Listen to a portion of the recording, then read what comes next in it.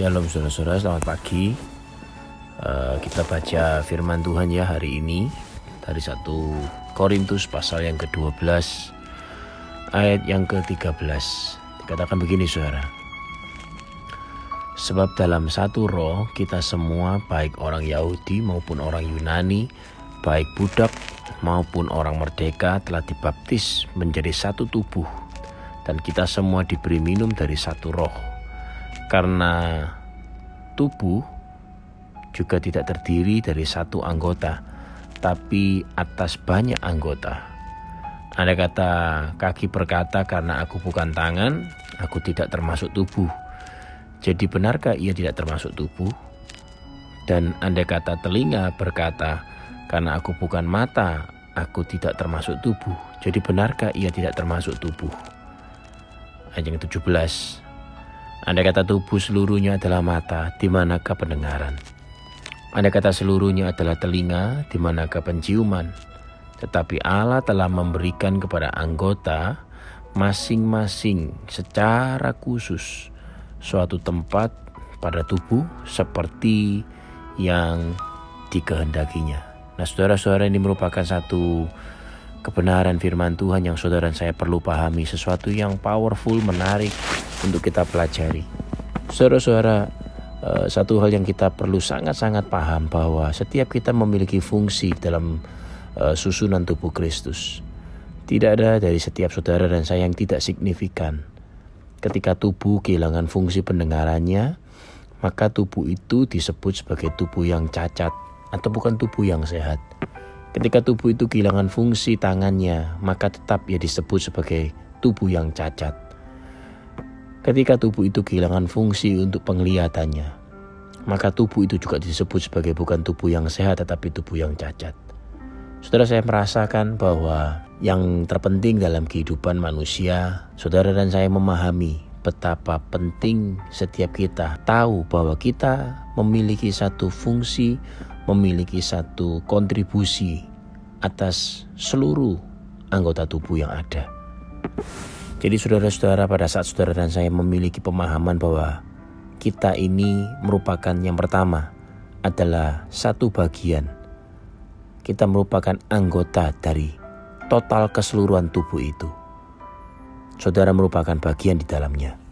Yang kedua, saudara tahu bahwa saudara dan saya yang terpenting bukanlah posisi, tapi yang terpenting adalah apapun anggota kita, anggota tubuh kita ini sebagai apa, entahkah sebagai mata, sebagai telinga, sebagai tangan, sebagai kaki, sebagai rambut, atau sebagai apapun, sebagai alis sekalipun yang seolah-olah tidak berguna.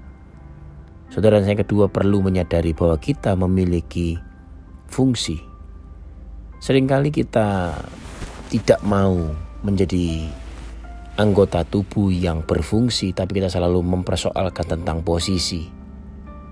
Saudara-saudara, marilah kita mengalami metanoia. Janganlah kita berpikir soal posisi lebih penting daripada fungsi. Karena Tuhan berkata, masing-masing diciptakan sesuai dengan kehendaknya. Oleh karena itu saudara, saya mengajak saudara hari ini terjadi metanoia supaya kita betul-betul menjadi pribadi, menjadi anak-anak Tuhan yang berpikir tentang fungsi. Bukan lagi karena saudara merasa bahwa posisi kita kurang penting, kurang terhormat, lalu kemudian kita menghilangkan fungsi kita di dalam memberikan kontribusi untuk kepentingan tubuh Kristus. Saya melihat ada banyak sekali rumah tangga yang berantakan, bisnis yang berantakan, hubungan sosial yang berantakan. Banyak hal-hal yang terjadi yang saya lihat pada saat ini dengan satu kesimpulan saudara, bahwa dia selalu mempersoalkan tentang posisi. Orang yang mempersoalkan selalu tentang posisi pasti adalah orang yang egosentris, orang yang egois, orang yang selalu memikirkan tentang dirinya sendiri. Tidak berpikir untuk memberikan kontribusi untuk kepentingan tubuh Kristus secara keseluruhan. Ini merupakan satu problem dalam kehidupan umat manusia. Oleh karena itu saudara, saya mengajak saudara pada hari ini, bahwa saudara mungkin seringkali kita khawatir, kita takut, kita berpikir apakah ada hal yang baik dalam hidup kita untuk hari-hari esok. Saya mengajak saudara, mulai hari ini, ketahui yang pertama, saudara merupakan anggota bagian dari tubuh Kristus. Yang kedua, Saudara memiliki satu potensi ilahi yang sudah diciptakan di dalam diri saudara, di mana potensi ilahi itu ketika saudara lakukan, saudara akan berfungsi untuk kepentingan tubuh Kristus. Ketika saudara menyadari bahwa saudara yang pertama paham bahwa saudara adalah anggota, bagian dari anggota, kedua saudara memiliki fungsi, maka saya yakin sebagaimana tubuh saudara, tidak ada satupun anggota tubuh dan tidak ada satupun anggota tubuh yang tidak berfungsi.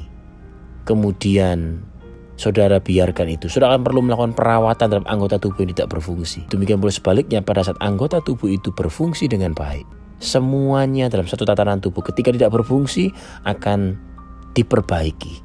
Tetap terjadi aliran pada anggota tubuh tersebut dengan tujuan supaya terjadi perbaikan. Saudara-saudara yang dicintai Tuhan, pahami proses yang sedang terjadi di kehidupan kita. Proses itu terjadi dengan satu tujuan supaya saudara dan saya mengalami metanoia, mengalami perubahan cara berpikir. Saya ulangi saudara, pahami dua hal ini penting. Saudara adalah anggota tubuh. Yang kedua, saudara memiliki fungsi. Saya akan sambung pada renungan berikutnya pada esok hari. Tuhan berkati setiap kita saudara. Amin.